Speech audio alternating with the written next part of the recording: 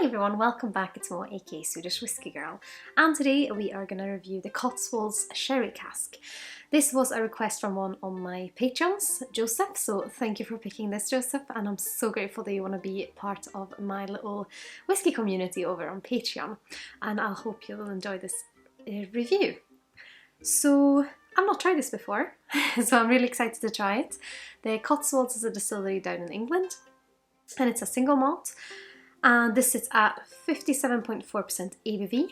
It is their sherry cask expression. Retails around £65 and it's wholly matured in sherry casks, both Oloroso and Pedro Jimenez sherry casks. And I believe it's also a combination of sherry butts and hogsheads that are both American oak and European oak. So pretty much a sherry expression through and through. I've really enjoyed what I liked from the Cotswolds before.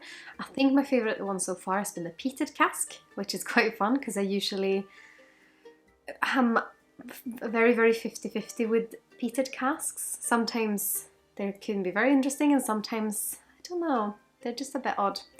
But yeah, looking forward to trying this. I'm going to be adding some water to it because it sits so high. But yes. Excited to try more English whiskey, but let's start by having a look on the nose.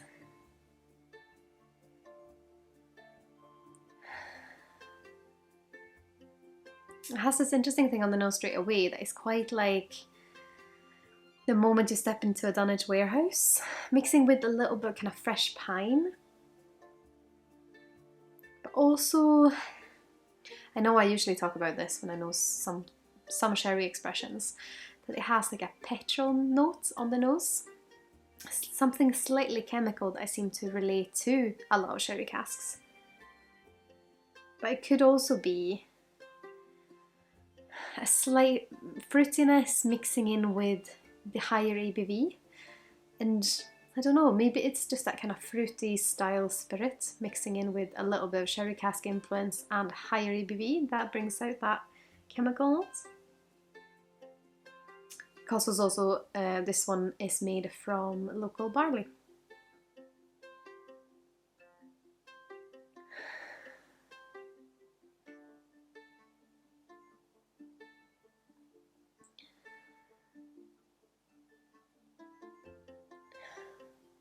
Yeah, I would say those are the things that are coming out. The more I nose it, the less I'm getting of that pine notes, and it more turns into a woodiness.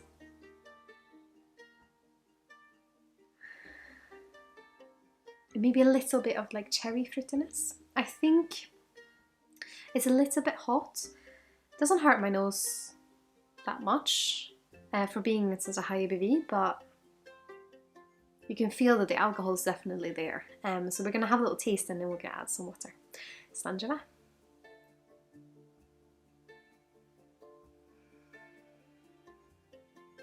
Ooh.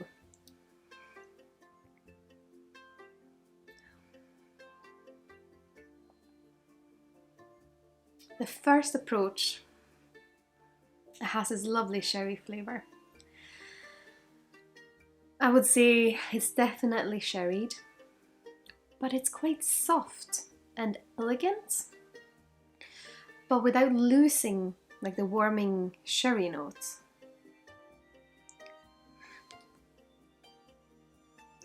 I thought from the nose that it would be a little bit more pine, woody, maybe a little bit chemical, what I was describing on the nose.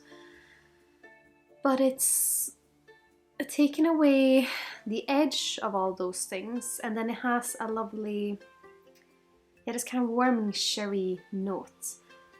I'm trying to, well, I'll go in for another sip before I start talking about it too much.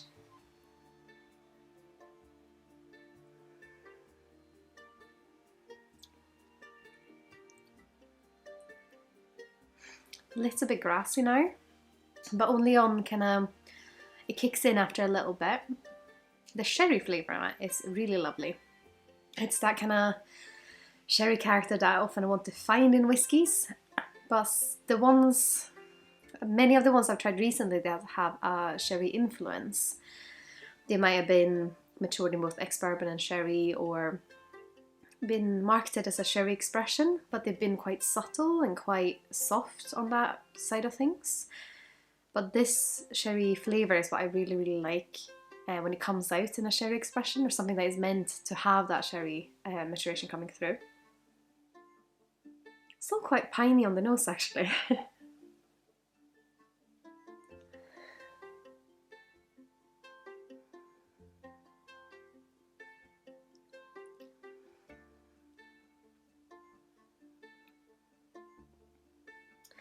But yeah, I would probably say a little bit of cherries mixing with wood on the palate. And that kind of grassiness. And the finish has this kind of warmth of sherry. It feels quite full, like it feels quite full-bodied. So I'm going to add a little bit of water. I have it here, just so we can see what happens with a few drops. I'm going to add that many, just to see, so we get quite a difference.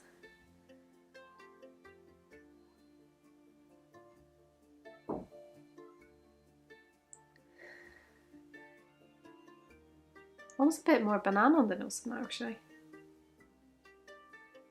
Maybe the fruitiness of the spirit coming through.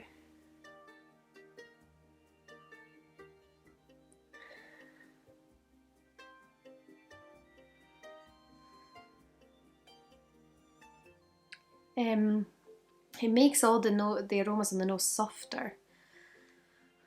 It brings a little bit of that kind of ripe banana notes.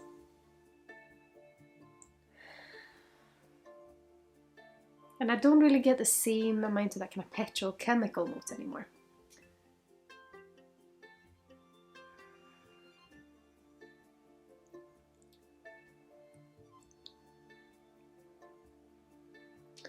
Still a little bit hot on the palate, so I wonder if where it sits now, it just kind of feels like it's in between. It brought out a little bit more of the alcohol, adding the water. Maybe it just needs to sit a little bit longer. This sample is actually from a Whiskey Live at Home. I got to take part in one of their promotional PR samples, but they're doing a new one soon, so if anyone's in the UK and looking for an at-home tasting experience, I could recommend checking that out.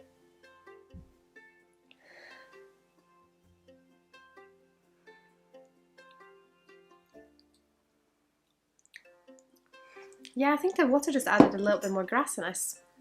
Probably preferred it before it, so we're going to add a little bit more water.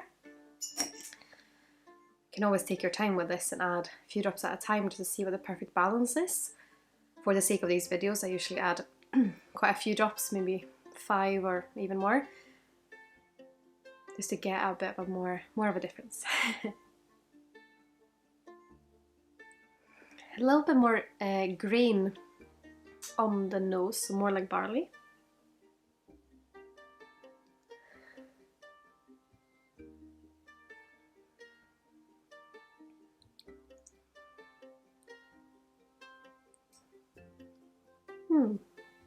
Now it kind of tones down the grassiness again and makes it slightly more nutty. It's like a nutty, woody. I think it might take away a little bit of that kind of core of the sherry note that I really enjoyed on the first sip. So maybe I do prefer it at cask strength, this one. But maybe that's just the mood I'm in today.